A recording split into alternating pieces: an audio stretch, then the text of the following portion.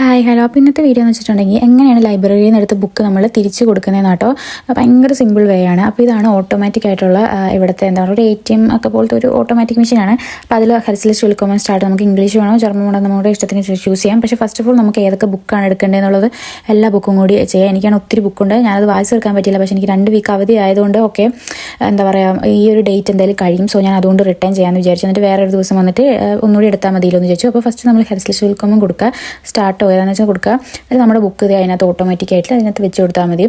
അത് ഓരോന്ന് കയറി പോകുന്നതനുസരിച്ച് കൊടുത്തുകൊണ്ടിരിക്കുക.